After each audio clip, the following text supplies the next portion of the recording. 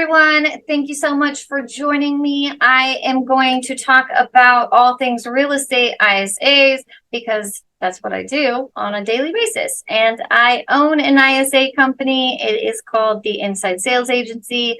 We are a boutique little ISA company, and we work exclusively with high-level real estate agents that use video and digital marketing. So without getting too into it, I would love to share with you all this this topic, which is going to be, when should you hire an ISA? Okay, now it is something that a lot of people have questions about, and it is becoming more popular in the real estate world. So I want to share with you this, and I have done a couple other videos on it, and I just hope that it's really helpful information. So let's get started.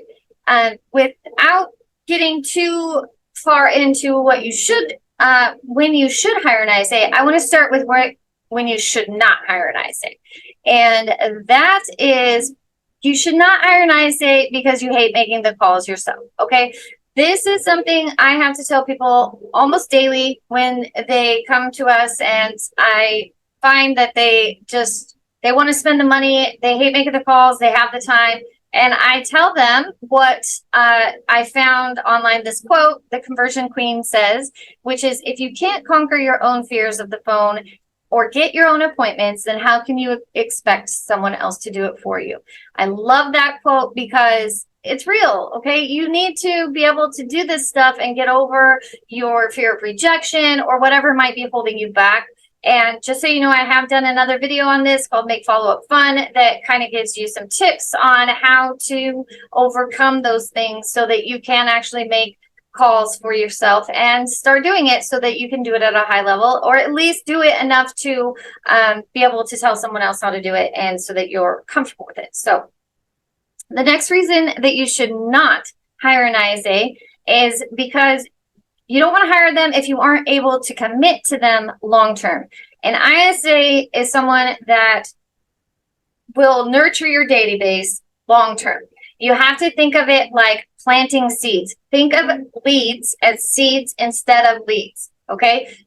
They are seeds that need to be nurtured with value and with follow-up and with with just seeing your face, helping them know, like, and trust you and things like that. So it takes time. The contact probability arc that I've shared before, that is something that you should take a look at. And realistically, depending on the type of lead, you're talking about more than 12 call attempts before somebody actually picks up the phone and you actually have the ability to convert them.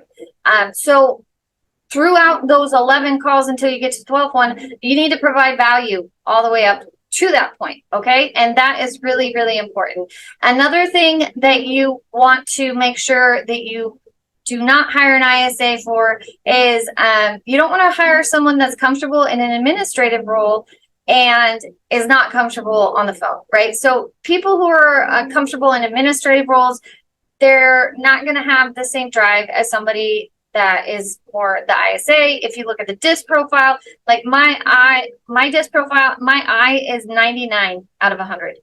My D, I think it's like 82. So I am a super high I, and then D, and then I think it goes S and then C or something like that. It might go C and then S. I'm not sure. But either way, I've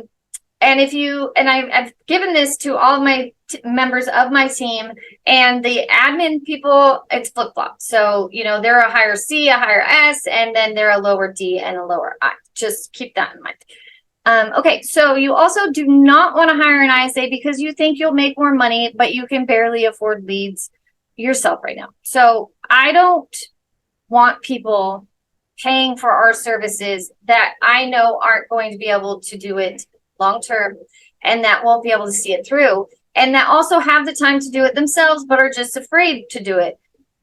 There are things that they can do to get to that point, and they just need coached through it, and they don't need to spend and drop $1,550 in the first month, which is what it takes most times to sign up for an ISA service. So I have talked people out of it, and I don't let people hire me when they aren't ready. So there are certain things that you can do, and I hope you will check out some of those other videos. I know one is Make Follow-Up Fun, which I did for Agent Power Huddle very recently, so you can check that out. All right, so let's get into the meat of this. When should you hire an ISA, right? Well, you should hire an ISA when you are too busy listing and showing homes to follow up with them yourself anymore, right? That's the beauty of this, and that is exactly why you want an ISA. You're out there traveling, you're driving around from client to client, showing to showing, whatever the case may be, and you can't pick up the phone. You see those leads popping on your notifications, but there's no time. There's no time. And so that is what an ISA is for, because you can kick back and go, okay, I got my ISA on it. They're not being ignored. And it's crazy because most people, like, there's a statistic that's like something like 80% of real estate agents don't even follow up with their leads, which is insane to me. But also, I see it every day. I see it, so I believe it. And so the other thing that you would want to hire an ISA for is for a better work-life balance. Now, this comes with a caveat, because an ISA should bring you more business, and the systems that you have in place should also help you establish a better work-life balance. If you do not have the systems in place to handle what work and business the ISA will bring in, then you will end up back at square one and you will be overwhelmed and losing your mind. So make sure that you have your systems in place. Make sure that things are scalable, and then you will have a better work-life balance, okay? We don't want anyone burning out, right? Okay, so the other thing is that you want to grow your business while increasing your profitability. This is a huge one. You should look at how much you cost per hour. There's a way to do this. I'm sure you could go on ChatGPT or go on Google and find this out.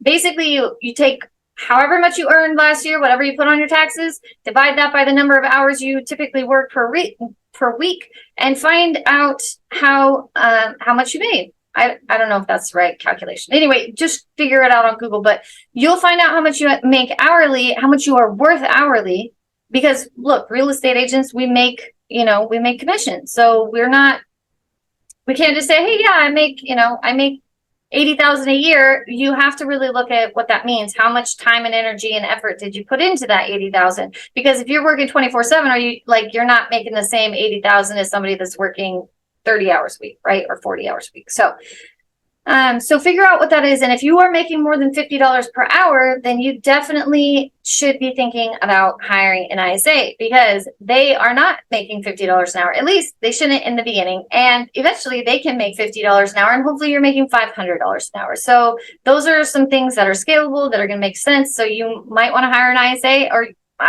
I'd say, yeah, definitely hire an ISA if your time is worth more than $50 an hour and you can pay someone else to do that stuff, especially if you are out of time for it.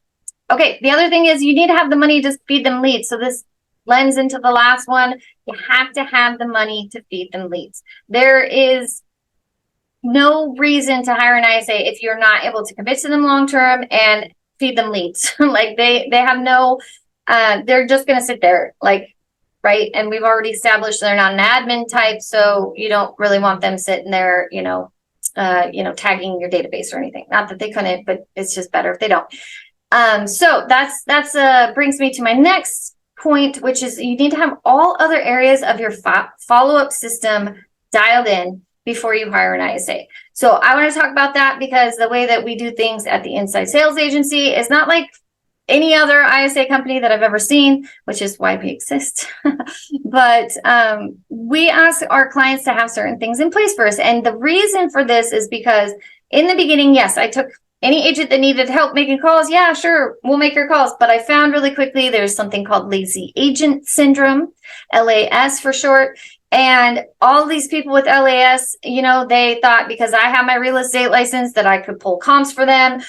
They felt like, oh, well, Sarah will just get me another hot lead tomorrow. So what do I care if I miss this one? Like, they were lazy. They didn't want to follow through. They didn't see the results on the appointments that were set because they didn't take it seriously, and they didn't care as much as I did. And so I decided right then and there that I wanted to work with agents that did care as much as I did and that would put in the effort. And so with that being said, I decided that one of the things that I want my clients to have is a YouTube channel. And so that's also why I'm making this video, because I need my clients to have content that I can send with every single contact attempt. You have to understand that only 10% or less of calls that I make actually pick up the phone, right? And so I need to make sure that that 10% is solid, but I also want to account for the whole thing. And I want to make sure that they're all getting some kind of text that has value to them, that they won't say stop. Because once they say stop, then that's it. We can't follow up anymore. So one of the things that I ask for my clients to do is create a YouTube channel with community-based content. And that way, every time that I call them and say, hey, this is Sarah with such and such real estate team in wherever, right? Then follow that up with, check out the pros and cons of living in Scottsdale, Arizona. Or do you want to know if Las Vegas is a great place for families? Check out this video. And I can send them something, and I never send the same video twice. So it can be real estate related, or it can just be community related. Either way, I don't get people telling me stop as much as I did when I was just calling and just texting, hi, is this Patty or something like that. And then, you're just not getting the same engagement. I have one client that I, didn't have a YouTube channel, and I was still making the calls for this person, and it just wasn't the same, not the same. And now this person has a YouTube channel going, and, we're going to see a lot more stuff happening. So it's really crucial to have those things in place. I hope that was helpful information, and I hope that you will reach out to me with any questions that you might have. Find me on the workplace group that I created, or in Facebook. Yes, in Facebook. I have a group called The Future of Follow-Up for Real Estate. I hope you will join and find me, and I hope to answer your questions. Thank you so much.